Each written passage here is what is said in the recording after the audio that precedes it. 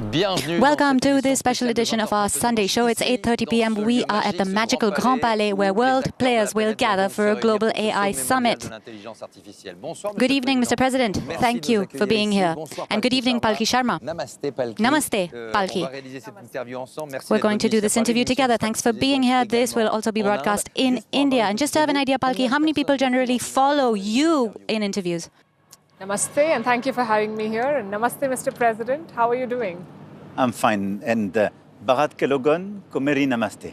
Kya baat hai. Thank you very much. And to your question, my favorite question, how many people watch? Typically in a month, we have viewers up to 150 million. That's more than twice the population of France. And in the last 2 years, we had 3 billion viewers. So I say, Laurent, this is your chance to be famous. You're on first post. But, and I'll try to be good enough. We're very excited to talk about the subject that we've gathered here to talk about, artificial intelligence. You're hosting a summit. What do you think about AI as a policymaker and as an individual? Are you wary about what's coming? Are you excited? Do you think it's a threat? Do you think it's a gift to humankind? What are your views? Thank you for being here, and thank you to both of you for giving me the opportunity to talk about AI. We are living through an absolute technological and scientific revolution, and it's almost unprecedented. So this is an opportunity for humanity. And this is something that I personally am following with a lot of interest. I'm convinced that it's a new era for progress, and that France and Europe and its partners like India need to seize these opportunities because they will allow us to live better, to learn better, to work better, to heal better. And I think that it's up to us to make sure that it serves humanity. So, before we talk about that, let's talk about positive things. Yes, indeed, because AI is already here. It's here in medicine, for instance, with research, with acceleration of research that's exponential. For instance, the early detection of cancer. That is a reality today in France, isn't it? Yes, it is in France and in the world. There's a bit of a race in that field. I see pictures here that you're showing. And a few days ago, I was at the Institut Gustave Roussy Cancer Center. It is one of the best centers in Europe, the 4th in the world, and we hope to become first thanks to our investments. And our researchers are cutting edge. We have collected a great deal of data, and thanks to AI, we can do prevention and preventive diagnostics as well. And I see this picture you're showing, which was shown to me just 2 days ago as well. Using MRI images, sometimes it took a lot of time to identify cancerous cells. And thanks to AI, because we're putting together so much data, because we have computing power, we can see things much more quickly. So for instance, a tumor, you can detect it more quickly, and you can more specifically target areas for radiotherapy. And so there's a lot to do in the field. You know, there's also the digital twin that I was told about. With all the data that you collect, you can create a digital twin. And don't worry, everything is being done responsibly by science. And the idea is to test whether a treatment will work or not. And you test it on your twin. So you see it on the left and on the right.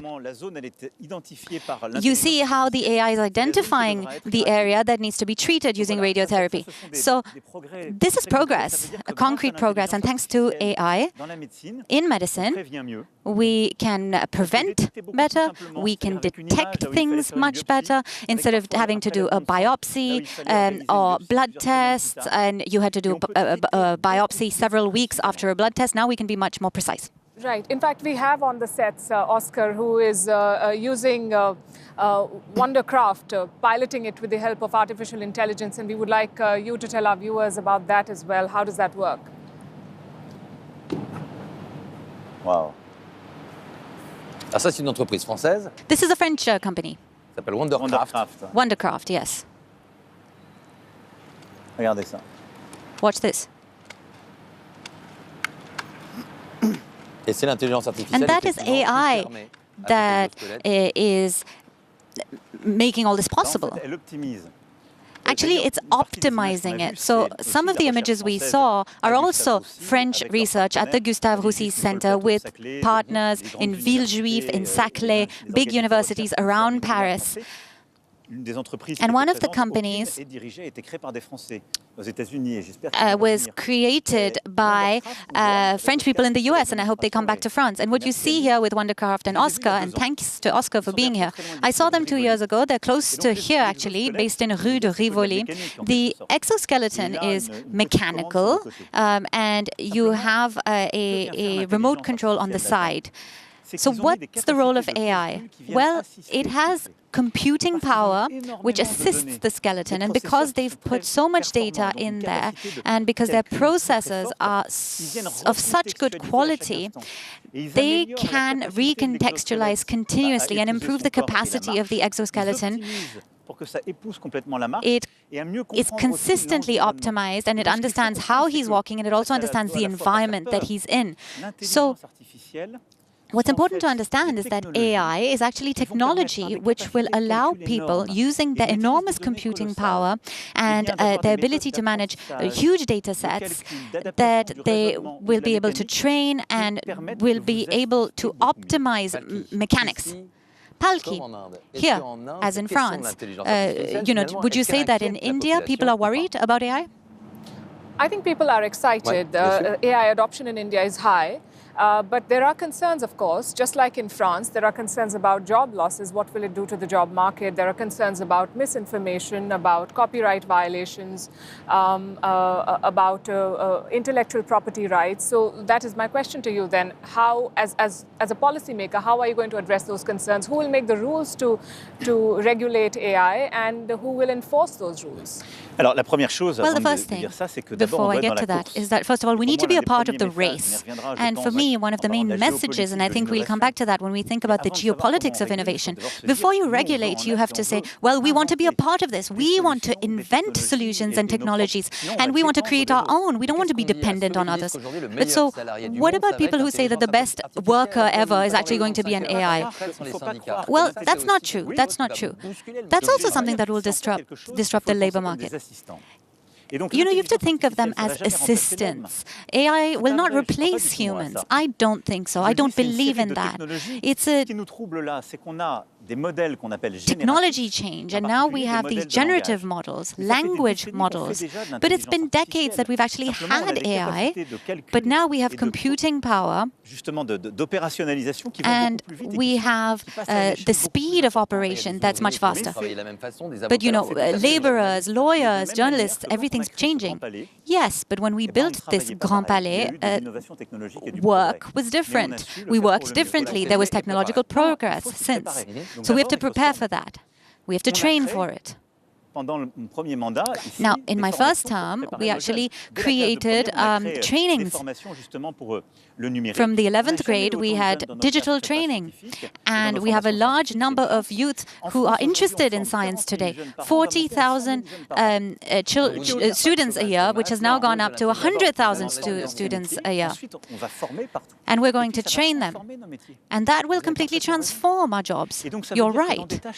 So in tasks that are very repetitive, you're actually going to be able to delegate some tasks to these assistants. But there are enough and more studies that show that jobs are going to be lost. And do you think that we are moving fast enough in the direction of training the workforce to ensure that people do not suffer? Because that is a real worry. You're right.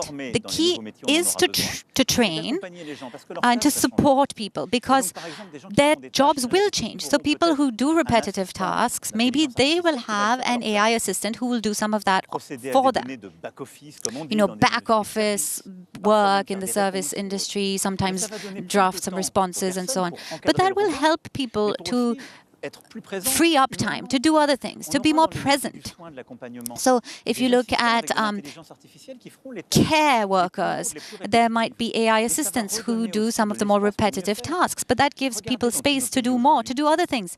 In our countries today, we talk about it every day. You, in fact, Laurent, talk about it every day. Many care workers find their jobs very difficult. And so AI will help delegate some of this work and place humanity at the heart of it. A robot or an AI can't make a caring phone call, isn't capable of physical touch, can't connect with somebody old. I don't believe that. What I think is that it's about delegating things that you don't want to do. And I believe, and it's up to our society to organize that it's going to free up time. And not all economists agree. Some say it'll be huge productivity gains. Others say no, not so much. But we need to arrange things so that AI helps you free up time for these repetitive, low value-added tasks so that you can have more time. So people in public services, for instance, they need to spend time with us. They need to be humane. There's a lot of loneliness and solitude in our society, so we need to delegate some tasks. And I was saying that for the care sector, and it's up to us to organize that. But I don't think that we'll be replaced.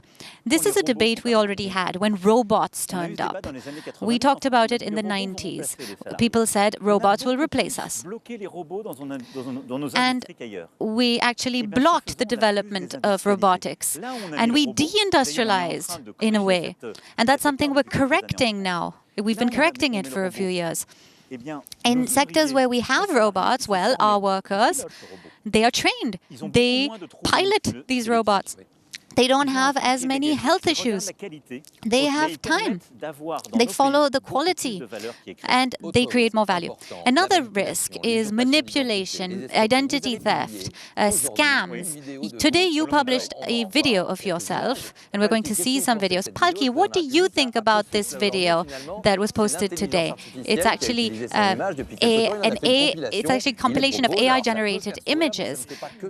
Now, it's funny, but not just funny. Ensuite, tous les cheveux qui restent sur le côté droit. La techno est une culture à part entière. On est attaché à la bagnole. On aime la bagnole. Does it bother you? You posted it, I know, to make a point. Non, je l'ai posté pour montrer. I posted it to show. Mais I mean, in a way to spark debate. But this is what AI can help you do. Or AI does. Yes, it does it for teenagers. Yes, this is what generative AI does. So you have this technology which can generate language, large language models. Mistral, a European champion, a French champion, I'm sure you're all using it. And you know, actors and singers are worried about that. Yes, hold on. So you can create videos and all of that. And in a way, it's a great thing. You can produce content faster. It can correct you. It can teach you things. But you need to understand it, and you need to put it into context. So do you think artists are right to be worried? Yes, I mean, Jean-Michel Jarre is a great artist, a pioneer of electro music, and uses AI. But there's this, the theft is a reality. Yes, but that existed before AI. You know, copyright is a right, and 5 years ago, there was no need for AI. With social media, we were already threatening copyright, and France fought to protect copyright. And we have the French model scaled to the EU now, and we protect intellectual property. So we need to do the same thing with AI. We need to be clear on when AI produced it and when a human produced it. My question is, who's doing it, Mr. President? The thing is that a lot of technology is being thrown into the market, and governments are very keen to be on board. As you said, we want to be part of the race. But who is creating guardrails? Who is making sure that this is not causing harm? Because there is real harm being caused. I think that there should be global regulation. I think we shouldn't regulate things only locally because the innovation is global. We need partnerships between private and public stakeholders, and that the right behaviors are encouraged. So I think that people should say when something has been created by AI. So the French press agency is signing an agreement with Mistral on this. And tomorrow we are announcing this public-private partnership. That's why I think that gradually we need to make sure that public and private players recontextualize all of this and that they say very clearly this is AI and this is not. So it's great for artists to use AI. Tomorrow, you'll see here a creation by Agoria. So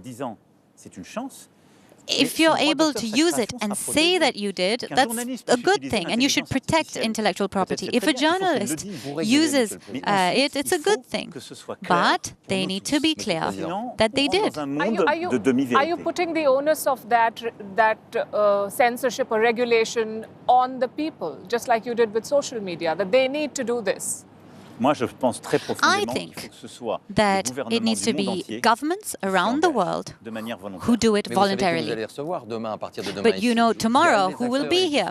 There will be political powers, but there'll also be tech players, and they've become states in their own right, in a way. Why was it so hard for social media to regulate social media? What would these people say? They would say, no, we don't want to regulate. And look what's happening in the US. You're right, and that's a challenge. What's the challenge for Europe? We all agree with what you're saying, but if you regulate before you innovate, then there's no innovation. You can say we have great regulation in Europe, but we don't have innovation. But sometimes a ban is not the answer. Yes, if we do that, we won't innovate, and that's the problem. So don't ban, but do regulate. Well, the first battle for us as Europeans is invest, invest, invest. And I hope we will talk about it, because we have very big announcements to make for France and Europe. But I also believe we need to regulate, and that is our fight on social media as well. In 2017, I fought against hate speech, anti-Semitism and racism on social media, and people defending terrorism on social media. Do you think it's being fast enough? No, it's not. But in 2017, with Theresa May, after the terrorist attacks, everybody said, free speech, let's not regulate. But then there was the Christchurch terrorist attack, where using social media, a terrorist filmed the attack. And here in Paris in 2019, we launched the Christchurch call, and we succeeded. Within 1 hour, we could remove terrorist content, even on American platforms. So social media today is safer because they have removed fact checkers. So with all of that, you've done. Now you're talking about something a little different. One, we managed what we call the golden hour, which means that within 1 hour we can remove terrorist content. In Europe, we have a regulation, we have done it, we have implemented it, and it's going to change, right? Yes, in Europe, platforms have a responsibility when they disseminate hate, anti-Semitism or racism. But the US is not doing it. The Chinese are not doing it. India is still thinking about it. So actually, we're at the cutting edge in Europe. And we are trying to push for moderation. But you are right, that platforms said, we don't want to moderate. That's politics. We're all about free speech. Well, they're wrong. Why are they wrong? Because behind social media and in AI too, there are algorithms, and these algorithms help you do incredible things, but they always have biases, and so they need to be transparent so that you can verify them. And they need to be transparent for all. All that to say that there's a huge challenge, a huge regulatory challenge, and that is why with Canada we have a global partnership for AI. And India chaired it last year, actually. But that is work that we need to do at a global scale. And in Europe, we're pioneers. But we need to involve everyone, because we cannot regulate just in one geography. So the summit that's going to take place here, it's not a summit amongst friends, is it? Not everybody gets along. Not everyone has the same ambitions. On the one hand, you have CEOs, tech giants, be they Chinese, American, European, French, sometimes smaller companies as well. So, what is the ambition of such a summit? Are you trying to tell everyone, let's work together? Or is it the winner takes it all? What's the idea here? Is it China, the US dominating the world? Well, you know, it's a bit of both, but what we're trying to say is that France and Europe are credible players on AI, and we want to go further and faster. We are the fifth global power in AI. France is. So we have great strengths, but we're also running a little late, aren't we? Well, we're all late behind the US in investment and training. Well, on training, we have partnerships. We have a partnership with India, which is excellent on training. So like I said, we have 40,000 students, but we're planning on training 100,000 students. We have data scientists, mathematicians. France has talent, and that is a strength. We are lagging on data centers. So computing power, you need supercomputers that will take all of this data. And you just announced a partnership with the UAE. Yes, and with Canada.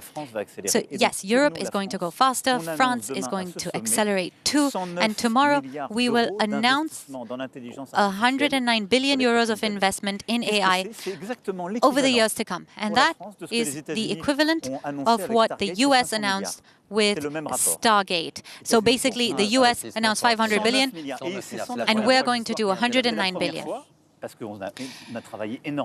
And it's because we worked so hard and because we have strengths. And the UAE is going to make these investments. They're going to create a huge data center. And in American and Canadian investment funds and French companies will also be present. Orange, Thales, and others. When you install a data center, Mr. President, it uses up a lot of energy. So what about the environment? Are you going to talk about it at the summit? Yes, we will. And we're creating a partnership for sustainable AI because it does use a lot of energy. And the two rare elements that you need are, first of all, the processors, the chips, the semiconductors, the most powerful and the smallest, and also energy, carbon-free energy. That's what we need. In Europe, we launched a big program on semiconductors with the help of the EU. And in France, we actually make semiconductors, and we're going to continue making them. And we want to create new partnerships. And the Stargate announcement. I just want to finish, Palki, sorry, on semiconductors. So semiconductors and energy use. And I want to focus on this because I think neither the French nor the Indians know this. In France, what is a huge strength is that we have some of the most carbon-free energy in the world. We have a stable grid, and we export our carbon-free energy because in the 60s, our predecessors chose nuclear energy. We developed it, and we are continuing to build new nuclear reactors, and we also focus on renewable energy. So last year, as a result of this, we exported 90 terawatt hours. And no other European country produces so much carbon-free energy in addition to its own consumption. And so when we build data centers in France, it's different to the US because their data centers use oil and gas. Push for this tomorrow then. Are you going to ask for sustainable development of AI? Yes, and we're doing two things for that. We're saying France is the best. And we're saying when you come and build data centers in France, they will be clean because our electricity is clean. And we're not going to do it to the detriment of our industry, of our households, and so on, because we already export energy. And secondly, we believe in frugal AI, and that's what recent innovations have shown. Our models consume less because they are more specialized. And today, in the LLMs, amongst these LLMs in which you go and type things, you should go download Mistral instead of ChatGPT. We should do that. When you download it, you're helping France, you're helping a European champion. And that is sovereignty. But the kind of money you've announced, Mr. President, you're talking about frugal innovation. The Americans have thrown money at the problem. You are talking about a big project. And then comes China with its DeepSeek, creating models at a fraction of the cost. Did that innovation take you by surprise? Did that breakthrough make you sit up and think, what did the Chinese do and how? Well, that's just to be expected because things are moving very quickly. So we were thinking that it was all about scale, that you had to be faster. But what did DeepSeek do? They took everything that was already available from the last AI model and then they recalibrated it. And they were more frugal. So that's what made it more economical. Well, everyone's going to do that, and that's why you need to be a part of the race. So is that good news for us? Well, I would like the next generation of this to come from Europe. So there is a kind of race to scale. Are we fully lagging behind? No, we're actually in the race, and the investments that we'll be announcing tomorrow will help us do our share. And then we need to be the most innovative, we need to be the smartest, and these innovations need to be linked to people's needs, and that's what we saw with the exoskeleton earlier. So tomorrow we have Peugeot, Citroën, our big car makers in France and in the world. They are actually building a partnership with Mistral, which is excellent news. That means that everywhere in the world, when you buy a car, you will have an AI assistant in these Peugeot and Citroën cars, which will help you drive, which will collect data at the same time, and which will make Peugeot and Citroën stronger. And so, are you telling Indians to download Mistral instead? Yes, patriotism. You know, it's something that I believe in. For 7 years, I've heard a lot of debates in France that seem crazy to me. You know, oh, we should tax these companies and so on. So, you know, sometimes our CEOs go abroad. They offshore their companies. You know, I'm telling them to be patriots as well. You know, when we were all of the last 7 years, they also need to recognize all the good that we've done.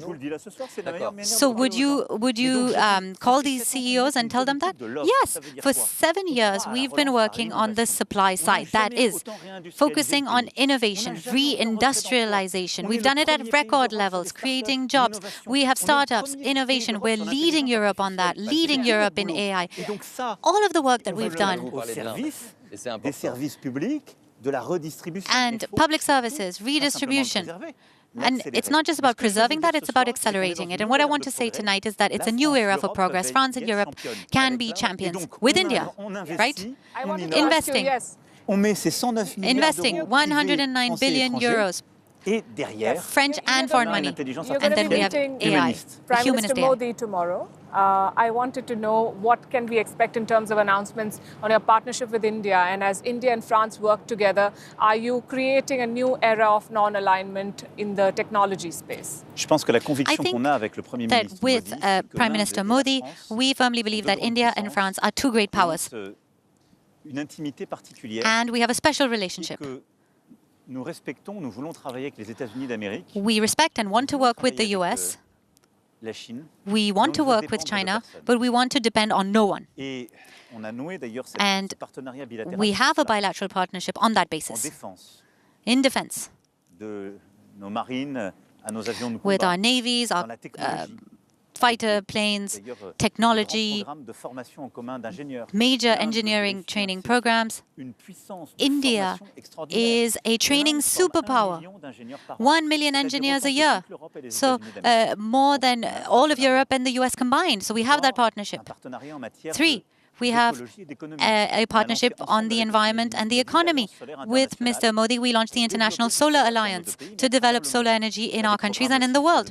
We also have civilian nuclear programs. So it's a very deep-seated conviction that we want to be independent. That doesn't mean we want to be isolated, but we want to have technologies and partners that we can trust without dependencies.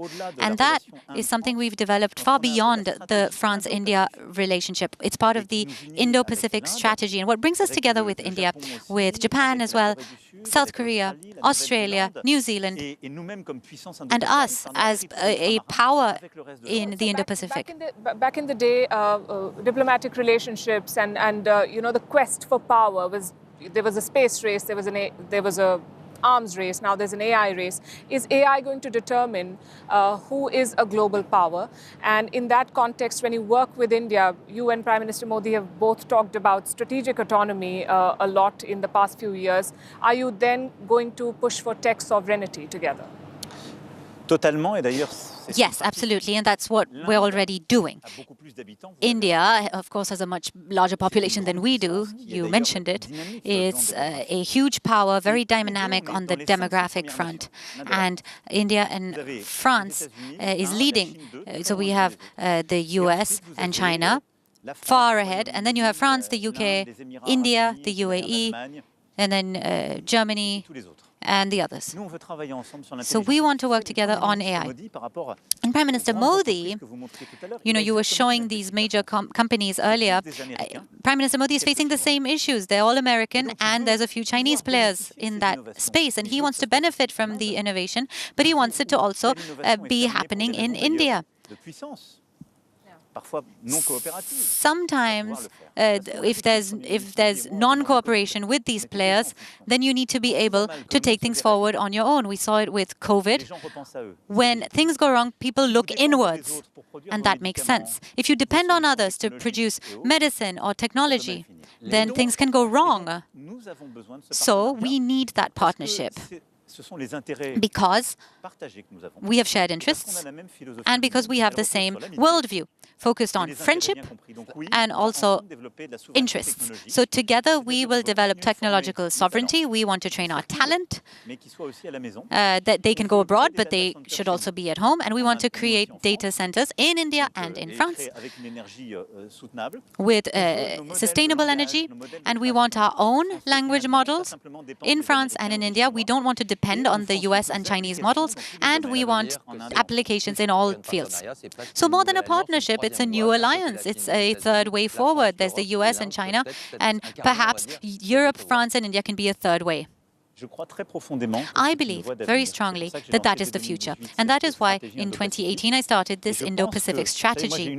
And I'm obsessed with one thing, and that is that I want our children to lead better lives than we do. And I want them to have a say in their future. That is independence, that is progress for France and for Europe. And so I believe very, very strongly that we need to fight today. When it comes to our technology, when it comes to our defense, all of these issues, we need to make sure we depend on no one. Now, the French have been listening to you. We talked about AI. Palki, I'm just going to talk about French politics for a while. They wonder whether our president is only interested in AI or whether he's also interested in pension reforms, in the tax system in France. Are you still interested in domestic politics or not? Well, I answered you earlier, but you were talking about AI. Well, everything is linked together. What about citizenship by birth? Well, that's the role of the parliament and the prime minister and his cabinet. So, do you think that today it's easier to be prime minister than to be president following the dissolution? Well, that's how institutions work. The Prime Minister, like his predecessors, heads the cabinet, leads his ministers, comes up with bills for Parliament, and the Prime Minister works alongside the President. It's always been the case. And so, do you plan to organize referendums? Well, there are times that the President is more involved, but actually,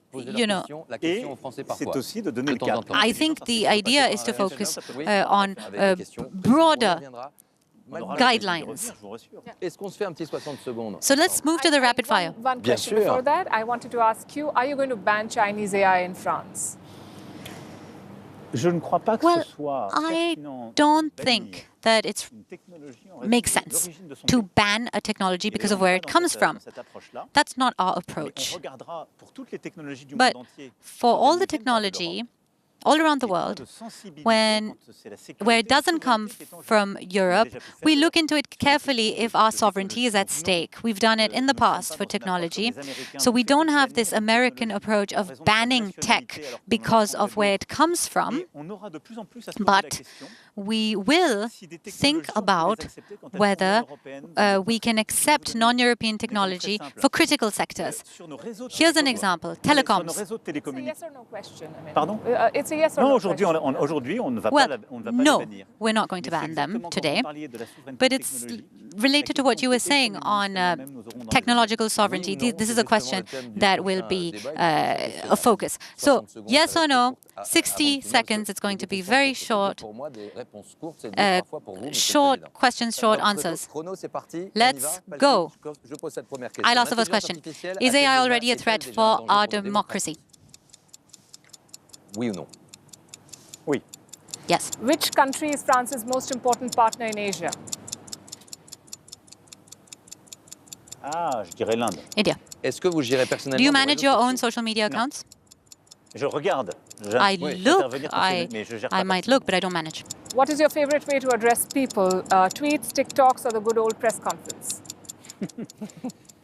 Ça dépend desquels. Well, it depends. Comme ça.